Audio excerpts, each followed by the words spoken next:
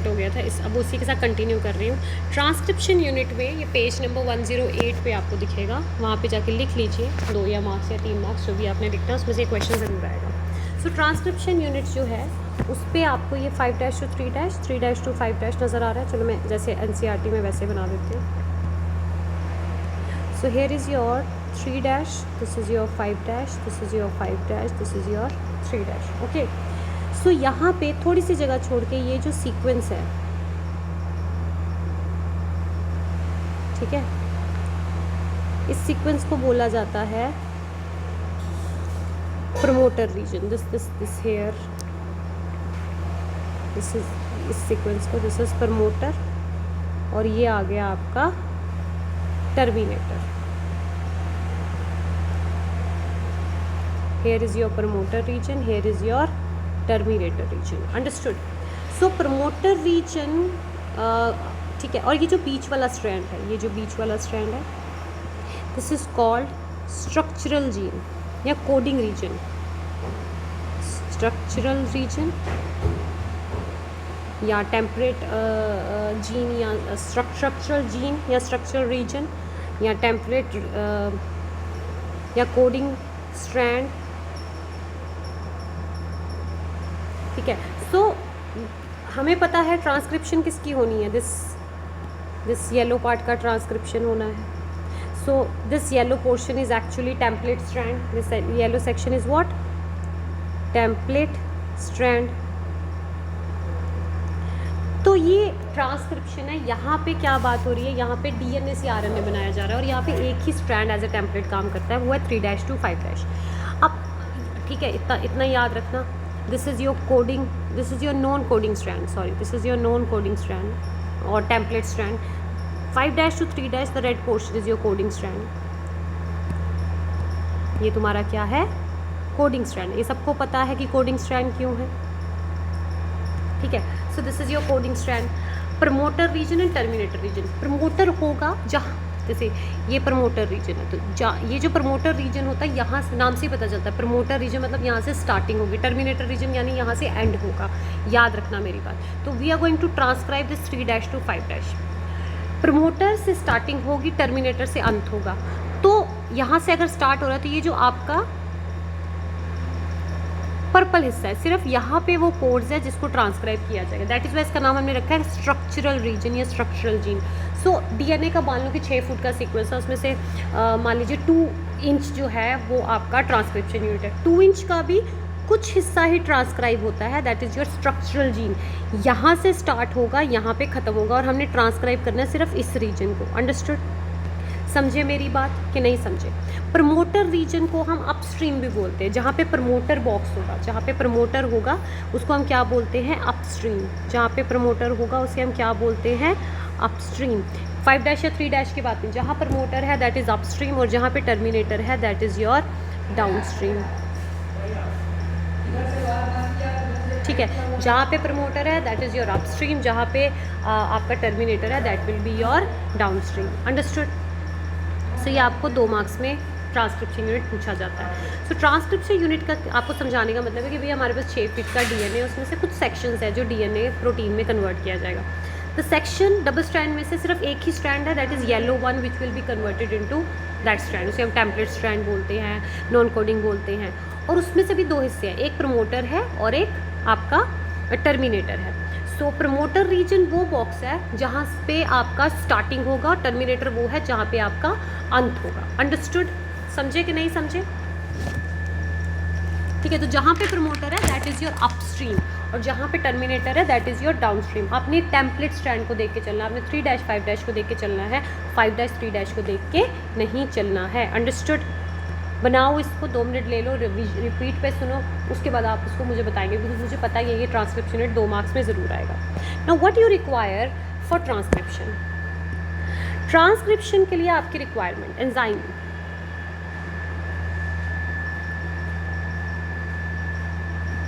Used in transcription.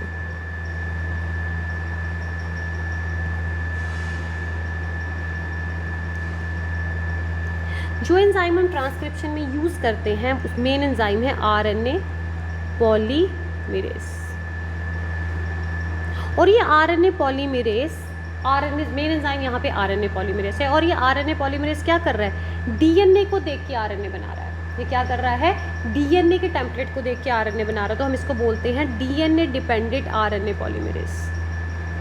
क्या बोलते हैं बेटा, अगर ये डीएनए को देख के डीएनए बनाता तो इट वुड हैव सेड, जैसे रेप्लिकेशन में डीएनए डिपेंडेंट डीएनए पॉलीमरेज, ये डीएनए को देख के आरएनए पॉलीमरेज बना रहा है, तो this is DNA dependent RNA polymerase. मतलब पॉलीमरेज काम तो कर रहा है RNA polymerase, but obvious RNA बना रहा है, बट किसको देख के बना रहा है, डीएनए को देख के बना रहा है। तो ट्रांसक्रिप्शन में हमारे पास डीएनए डिपेंडेंट आरएनए पॉलीमरेज होता है, और रेप्लिकेशन में हमारे पास, ये बात बहुत इंपॉर्टेंट है, डीएनए को देख, वहाँ पे डीएनए एज ए टेम्पलेट होता था और डीएनए बनाया जाता था, वहाँ पे डीएनए डिपेंडेंट डीएनए पॉलीमरेज है। ठीक है, तो मेन एंजाइम यहाँ पे आरएनए पॉलीमरेज है। आरएनए पॉलीमरेज आगे अपने आप में बहुत बड़ा सब एंजाइम है, इसमें 2 अल्फा सब यूनिट्स हैं। ठीक है, एक बीटा सब यूनिट है,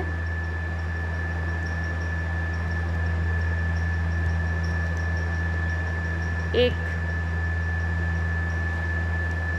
बीटा डैश सब यूनिट है, और एक 1 ओमेगा सब यूनिट है। ये छोटे छोटे सब यूनिट्स हैं। 2 alpha subunit initiation bind to initiation proteins, ये नए नए प्रोटीन्स, ये सारे के सारे this is your RNA polymerase. ये पूरा आरएनए पॉलीमरेज है। ऐसे हम कोर एंजाइम, इकट्ठे तौर पे हम इसे क्या बोलते हैं, कोर एंजाइम। क्या बोलते हैं बेटा, कोर एंजाइम। तो आरएनए पॉलीमरेज अपने आप में बहुत बड़ा फैक्टर है। इसके अलावा 2 फैक्टर्स काम करते हैं which is very very important. Main enzyme काम करने वाला कौन सा है, आरएनए पॉलीमरेज, जो कि डीएनए को देख के कॉपी बना रहा है। उसके मैंने छोटे छोटे सब यूनिट्स बता दिए। फिर आता है तुम्हारे पास 2 factors, this is your sigma factor. Sigma factor जब भी आरएनए सिंथेसाइज होगा, आरएनए पॉलीमरेज लगेगा, आरएनए पॉलीमरेज के साथ सिग्मा फैक्टर का लगना बहुत ज़रूरी है, तभी वो काम करेगा। तो ये सिग्मा फैक्टर है, और सिग्मा फैक्टर इनिशिएशन करता है, initiation of mRNA chain. MRNA chain बनने की वो क्या करता है, इनिशिएशन करता है। मतलब जब भी एमआरएनए बनेगा, आरएनए पॉलीमरेज आके लगेगा। आरएनए पॉलीमरेज के साथ इस फैक्टर का होना बहुत ज़रूरी है। If this factor is not been attached to that RNA polymerase काम नहीं करेगा। ठीक है। रो फैक्टर, ये इनिशिएशन में, इलॉन्गेशन में हेल्प करता है। और रो फैक्टर, ठीक है, रो फैक्टर क्या करता है, रो फैक्टर टर्मिनेशन में हेल्प करता है। रो फैक्टर क्या करता है, रो फैक्टर टर्मिनेशन में हेल्प करता है ऑफ एमआरएनए चेन की। जहाँ पे एमआरएनए को रोकना है वहाँ पर आकर देखो, आरएनए पॉलीमरेज के साथ सिग्मा आएगा, आरएनए की चेन बननी शुरू हो जाएगी, एमआरएनए कॉपी होना शुरू हो जाएगा। जैसे ही उसको लगा कि अभी भाई काम हो गया, ये सिग्मा हट जाएगा, रो फैक्टर आके लगेगा, और वहीं पे एमआरएनए की चेन जो है वो स्टॉप हो जाएगी। ठीक है, समझे। सो ये फैक्टर्स बहुत ज़रूरी हैं। उसके बाद आपको याद रखना है, if you have page number 109, तो 109 जो है वो 109 जो है वो आपको ध्यान में रखना है।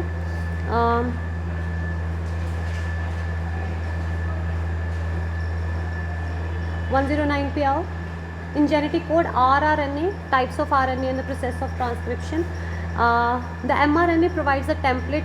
tRNA brings amino acids and read the genetic code. ये अलग चीज़ है. And rRNA plays structural and catalytic role in trans. There is a single DNA dependent RNA polymerase लिखा है।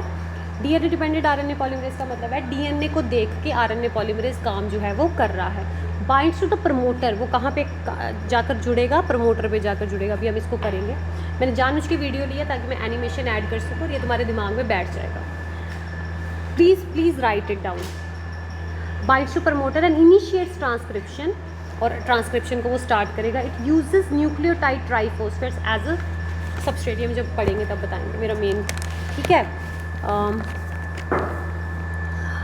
Okay. So now we are going to start the main journey. हम start करते हैं steps.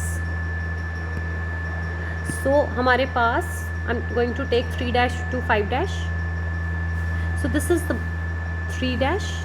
मुझे 5' के साथ कुछ लेना देना, ये हमारे पास ये 3' to 5'. इसको मैंने कॉपी करना है. I am going to start with the steps of transcription.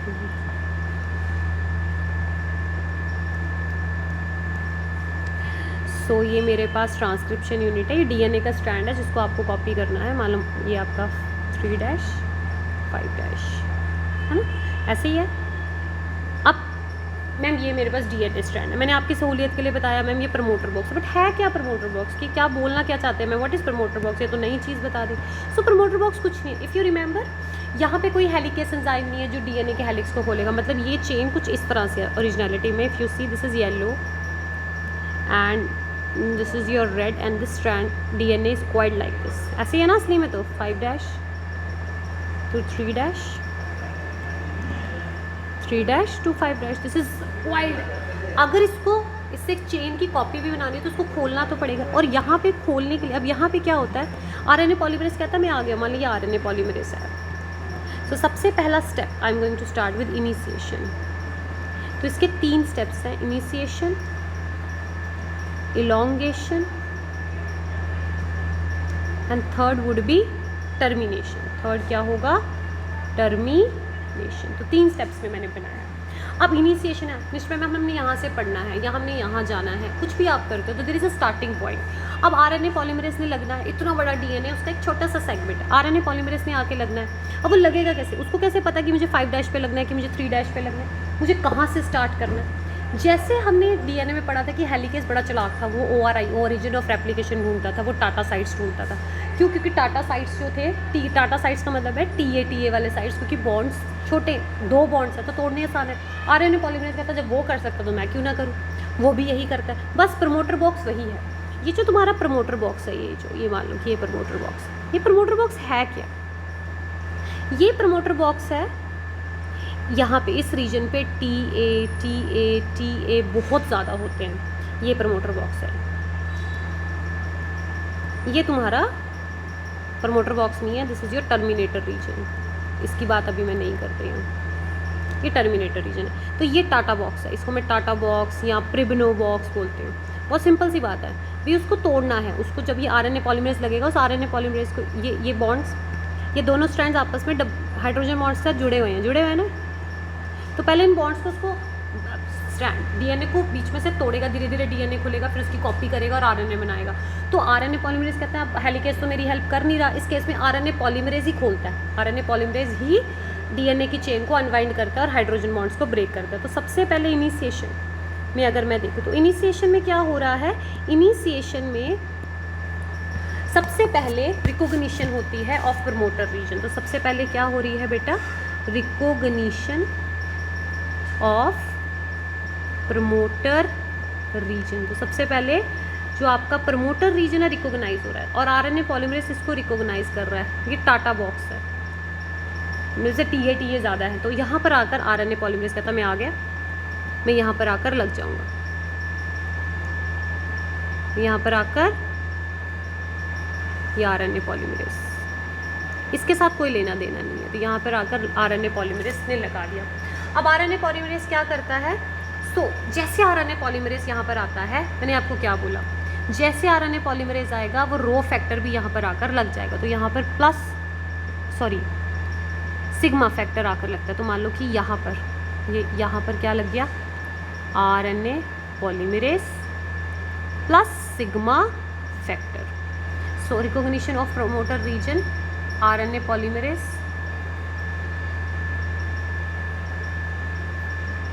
Attach plus क्या हो जाएगा, सिग्मा फैक्टर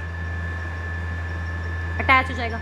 और यहाँ से आरएनए पॉलीमरेज प्लस सिग्मा चलना शुरू करेगा. जैसे जैसे आरएनए पॉलीमरेज चलेगा mRNA की चेन सिंथेसाइज होना शुरू हो जाएगी. तो मान लीजिए हमारे पास ये मूव कर रहा है, यहाँ पहुँच गया.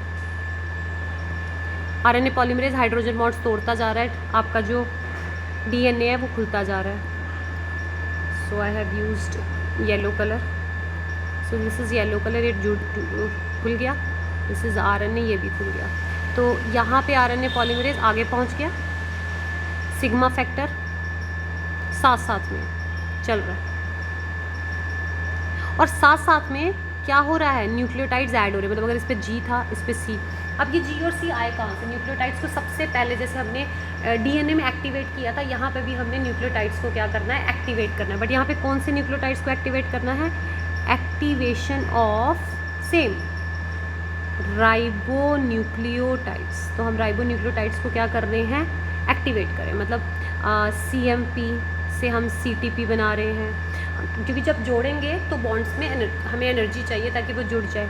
हम GMP बना रहे हैं, हम UMP बना रहे हैं, हम AMP, सेम चीज़ वही कर रहे हैं, GTP, UTP, हम ATP बना रहे हैं, हम फॉस्फोराइलेशन कर रहे हैं। और ये बॉन्ड जैसे अगर यहाँ पे C था, यहाँ G आ गया, अगर यहाँ पे A था, यहाँ U आ गया, तो यहाँ से mRNA की चेन सिंथेसाइज होती जा रही है। मतलब जैसे जैसे खुलता जाएगा, इसे बोलते हैं इलॉन्गेशन। क्या बोलते हैं? इलॉन्गेशन। वंस RNA पॉलीमरेज और सिग्मा फैक्टर अटैच हो जाएंगे तो सेकंड आ गया elongation. So what is happening in elongation? Elongation में क्या हो रहा है? इलॉन्गेशन में क्या हो रहा है?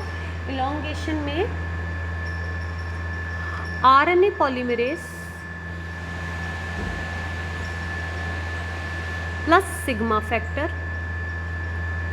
क्या कर रहा है? प्लस सिग्मा फैक्टर क्या कर रहा है? उन्होंने इनिशिएट कर दिया और चलता जा रहा, चलता जहाँ जहाँ से वो मूव करेगा क्या करेगा, न्यूक्लियोटाइड्स ऐड होते जा रहे हैं, होते जा रहे हैं, होते जा रहे हैं। मान लीजिए कि हमारे पास यहाँ आ गया, सो दिस इज हेयर, अब ये ऐसे खुल गया।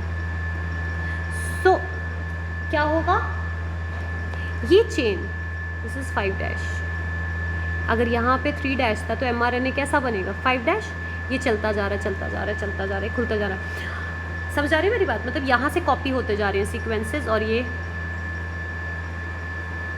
चलते जा रहे हैं। अब ये 2 स्ट्रैंड धीरे जैसे जैसे खुलता जाएगा स्ट्रैंड बनता जाएगा। मतलब ये mRNA, ये 3' था, mRNA क्या हो जाएगा? 5'। और ये RNA पॉलीमरेज प्लस सिग्मा चलते जा रहे हैं। और ये आ गया तुम्हारा यहाँ पर टर्मिनेटर रीजन। ये कौन सा रीजन आ गया? Terminator region. यहाँ पे क्या था? Promoter region. प्रमोटर रीजन को रिकॉग्नाइज किया गया, RNA पॉलीमरेज आया, लगने के बाद उसने सिग्मा फैक्टर को लगाया और दोनों चलते जा रहे हैं और G करके हमारे पास एक सीक्वेंस जो है वो प्रिपेयर होता जा रहा है। अंडरस्टूड? तो ये mRNA की चेन मेरे पास प्रिपेयर होती जा रही है, ट्रांसक्राइब होती जा रही है। अब ये होता जा रहा है, होता जा रहा है, होता जा रहा है, चलता जा रहा है। जैसे टर्मिनेटर रीजन पे आएंगे, जैसे we will reach to terminator region, तो ये मेरे पास था येलो, इट वाज 3'। इसके साथ साथ मेरे पास क्या बन रहा है? ब्लैक, 5'। हेयर वाज रेड और यहाँ पे टर्मिनेटर रीजन था। टर्मिनेटर रीजन में कुछ सीक्वेंसेस होते हैं, रेगुलेटरी सीक्वेंसेस होते हैं जो कहते हैं इससे आगे आप नहीं जा सकते, you can't move from here. यहाँ पे कुछ माइक्रो RNAs होते हैं, वो इसको रोक देते हैं, स्टॉप करते हैं, इनहिबिट करते हैं। और यहाँ पे इस टर्मिनेटर रीजन में आकर, जैसे टर्मिनेटर रीजन में आएगा आपका जो RNA पॉलीमरेज था, ये RNA पॉलीमरेज था, मान लीजिए RNA पॉलीमरेज जो कि अभी तक RNAs को ऐड कर रहा था। क्यों कर रहा था? क्योंकि इसके साथ क्या लगा था? Sigma factor. अभी क्या लगेगा यहाँ पे? Rho factor. क्या लगेगा यहाँ पे? Rho factor. और जैसे रो फैक्टर लगेगा, this is called rho dependent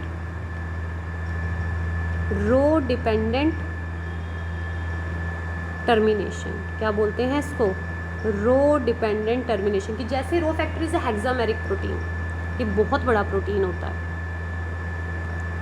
यहाँ पे टर्मिनेटर रीजन्स में कुछ सीक्वेंसेस ऐसे होते हैं जो स्टॉप सीक्वेंसेस को आगे नहीं जाने देते, मतलब बस इससे ज़्यादा इतना ही कोड है, इतना ही सेक्शन है, ये प्रमोटर है, यही तक का आपको कोडिंग करना है, बस दैट्स इट। इससे ज़्यादा आप आगे नहीं जाएंगे। तो टर्मिनेटर रीजन इसको क्या करता है? स्टॉप कर देता है कि बस आपको यहाँ पे कुछ RNAs होते हैं, जो कुछ सीक्वेंसेस होते हैं, RNA नहीं, कुछ सीक्वेंसेस होते हैं टर्मिनेटर रीजन्स में, जो क्या करते हैं, वे स्टॉप कर देते हैं, इसको आगे मूव ही नहीं करने देंगे। तो वहाँ पे आकर क्या लग जाएगा? आपका रो फैक्टर लग जाएगा। और जैसे ही रो फैक्टर लगेगा RNA पॉलीमरेज अपनी जगह चला जाएगा।